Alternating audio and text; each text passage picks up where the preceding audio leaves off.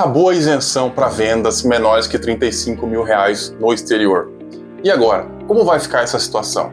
Nesse vídeo eu vou explicar para você tudo o que você precisa saber sobre a nova legislação, a nova forma de tributar os seus investimentos no exterior.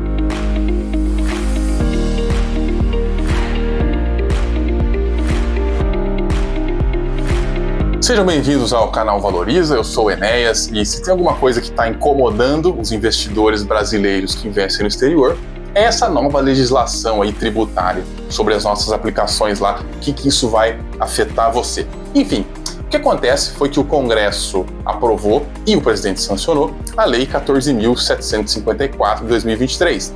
Ela foi sancionada no dia 12 de dezembro e ela representa assim, uma grande mudança na sistemática da tributação de investimento no exterior. Então, se você investe no exterior, seja através de corretoras internacionais, seja através lá dos bancos brasileiros, da Avenue, enfim, independente da forma, você precisa saber como isso vai refletir no seu imposto e o quanto isso vai custar no seu bolso. E são só notícias ruins ou tem notícias boas? Acho que todos vocês já viram o noticiário e já sabem que a isenção até R$35 mil acabou. Ela não existe mais. Antes você podia, ou até o final aqui de 2023, você ainda pode vender ativos no exterior até R$35 mil ou equivalente, mensalmente, e aí você não precisa pagar imposto. Porém, a partir de 2024, isso não existe mais, você vai ter que pagar imposto sempre.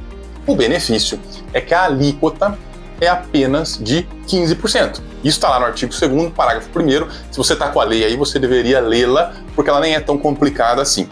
Então sempre a gente vai ter uma alíquota de 15%. Por enquanto, ainda continua sendo válida aquela possibilidade de compensar o imposto pago no exterior. Então, por exemplo, se você investe nos Estados Unidos, ainda existe esse tratamento recíproco, que até tinha uma conversa que não era bem recíproco, que iam revogar, mas até agora está valendo, que se você pagar imposto lá, você não precisa pagar imposto aqui. Isso é muito bom porque você não precisa pagar imposto duas vezes. Você paga para um governo só, Se o governo americano te tungar, você não precisa ser tungado pelo governo brasileiro. E uma outra coisa que se estabilizou é que a variação cambial continua sendo considerada rendimento. Na prática já era considerado, mas não tinha um dispositivo legal que dava tanta segurança assim nesse ponto. Agora, variação cambial também é rendimento. Tem lá algumas exceções, se você tem uma conta não remunerada, ou se você tem dólar em casa, enfim. Isso aí não entra muito aqui no mérito do meu canal, mas a questão é, várias mudanças aí aconteceram. Mas, no final das contas, isso vai melhorar ou vai piorar? Quem ganhou e quem perdeu com essas alterações?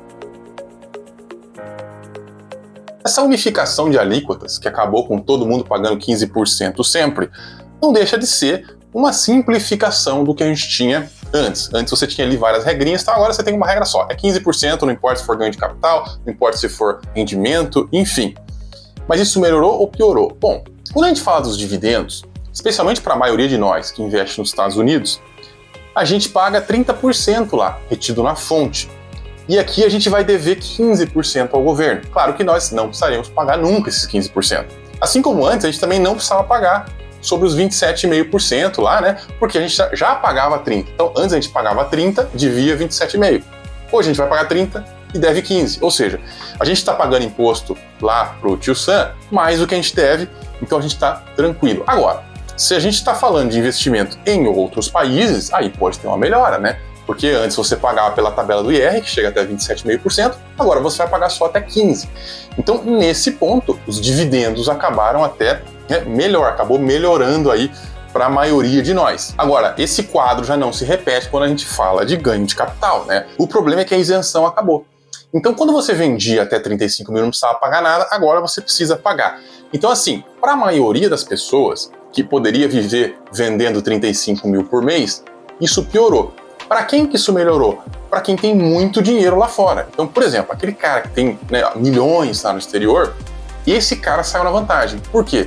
Antes, se ele vendesse, ele teria que pagar 27,5%. Hoje não tem mais essa questão. Ele paga 15% só. Então essa reforma beneficiou aquele cara que tem mais capital e prejudicou o investidor de classe média, que poderia se contentar em vender ali 35 mil por mês. Então, em termos de melhorar ou piorar, eu diria que nos dividendos manteve a mesma coisa, no ganho de capital Nós, seres humanos normais, sofremos aí uma pequena piora, mas o pessoal que tem mais patrimônio acabou tendo uma melhora aí. Então, assim, praticamente continuou a mesma coisa, mas a gente vai ter um crédito fiscal maior quando a gente recebe dividendos, né? Porque a gente deveria pagar 30%, vai pagar só 15%, então você vai ficar com um crédito ali maior, que até onde eu sei, pode ser usado para abater, né, de outras aplicações no exterior, mas a redação da lei está deixando algumas dúvidas, então a gente vai ter que esperar a Receita Federal regulamentar essa questão.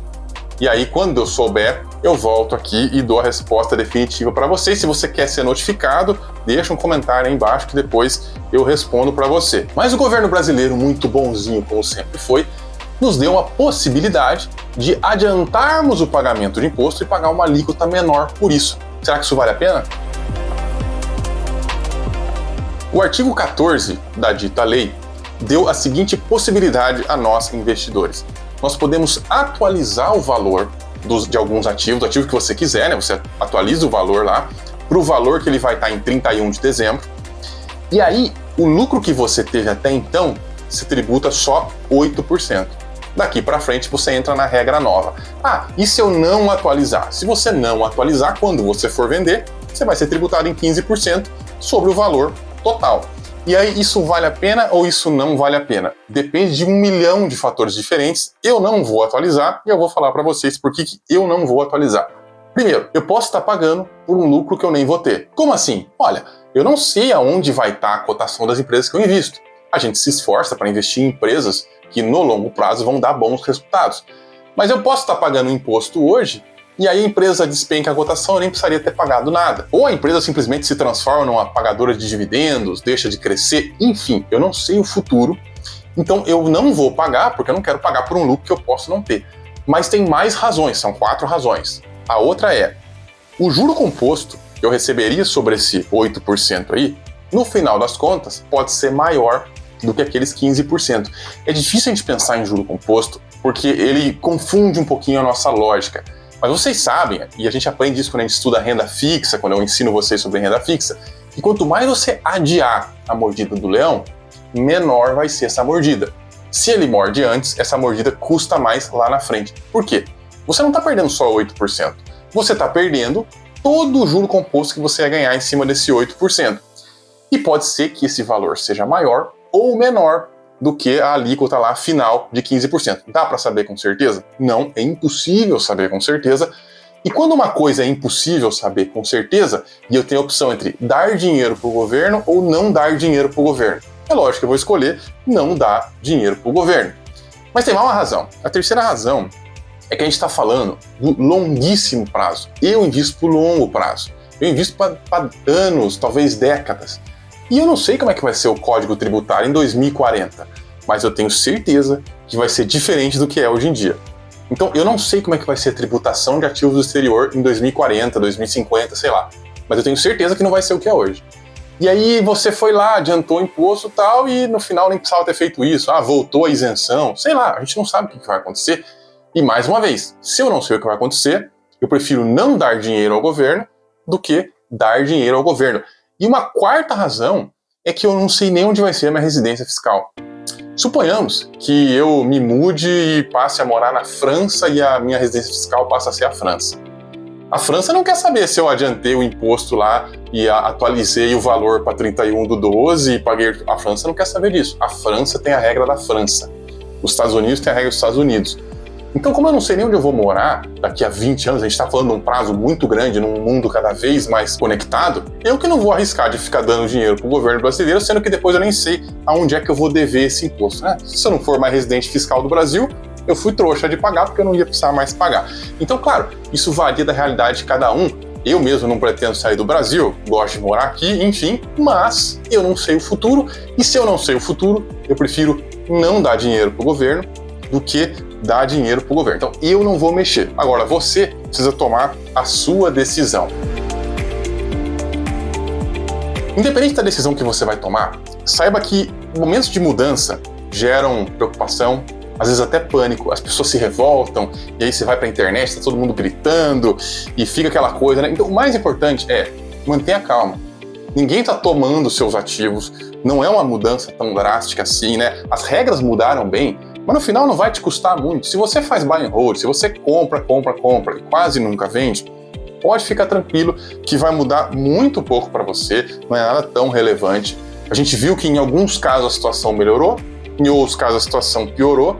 O mais importante é que você não decida nada com pressa. Não é para deixar de investir no exterior por causa de mudança tributária, não é para começar a investir no exterior, certamente por causa de mudança tributária. O que você tem que fazer é seguir a sua estratégia. Quando você pensou em botar dinheiro no exterior, você certamente pensou em benefício que isso te traria.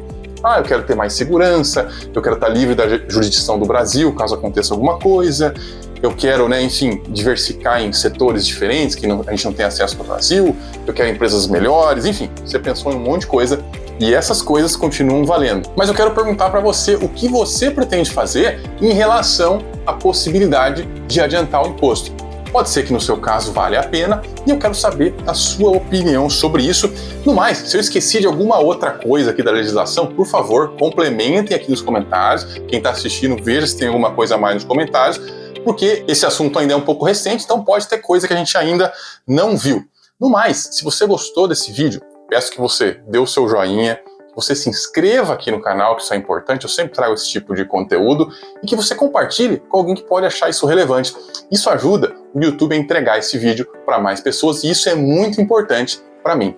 A gente volta semana que vem com outro vídeo. Até lá!